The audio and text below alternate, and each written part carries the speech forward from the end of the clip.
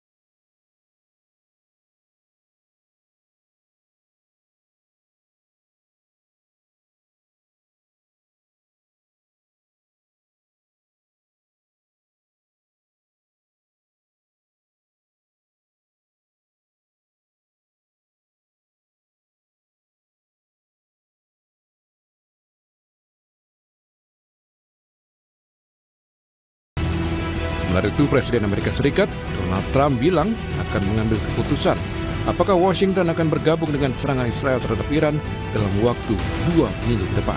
Trump menilai masih ada peluang besar untuk melakukan perundingan guna mengakhiri perang tersebut.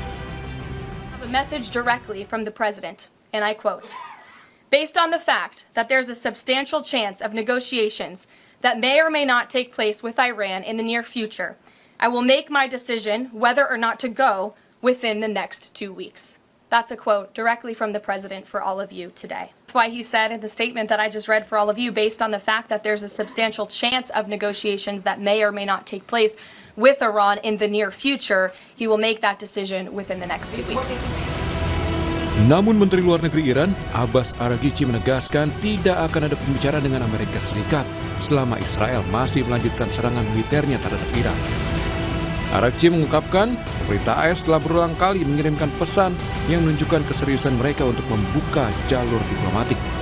Namun Iran menolak pendekatan itu selama konflik bersenjata dengan Israel masih berlangsung. در شرایط حاضر و در شرایطی که تهاجمات رژیم صهیونیستی ادامه داره خواهان مذاکره با هیچ کسی نیستیم. الحمدلله مقاومت جانانه‌ای که نیروهای مسلح ما کردن به تدریج داره آشکار میکنه که اون فکری که اینها کرده بودن که مثلا با یک سری ضربات برق‌آسا میتونن ملت ایران تسلیم کنن یک فکر باطل و بیهوده‌ای هست. Terbaru, Iran kembali melancarkan serangan yang mengincar wilayah Israel Selatan pada Jumat 20 Juni. Serangan ini memicu kebakaran terhadap 6 gedung apartemen dan mobil di sekitar lokasi. 6 orang dilaporkan terluka. Militer Israel melaporkan pihaknya sempat mendeteksi adanya rudal yang diluncurkan dari Iran. Serangan rudal Iran itu juga sempat memicu sirene peringatan di wilayah Israel Selatan. Presiden Prabowo Subianto meyakini Rusia memiliki peran yang sangat besar untuk mendamaikan konflik antara Israel dan Iran. Hal ini disampaikan Presiden Prabowo saat kunjungan kenegaraannya ke Rusia. Ya, tentunya pengaruh Rusia lebih besar ya di kawasan itu, khususnya dengan pemerintah Iran. Jadi saya kira peran dari pemerintah Rusia akan sangat besar.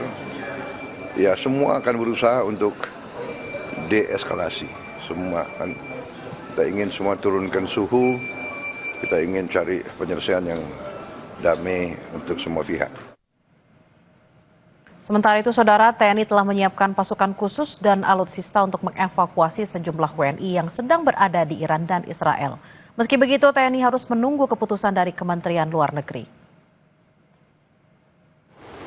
Sebanyak 34 personel TNI yang tergabung dalam Crisis Response Team atau CRT dilibatkan untuk membawa kembali WNI yang tinggal di kedua negara yang sedang berperang itu.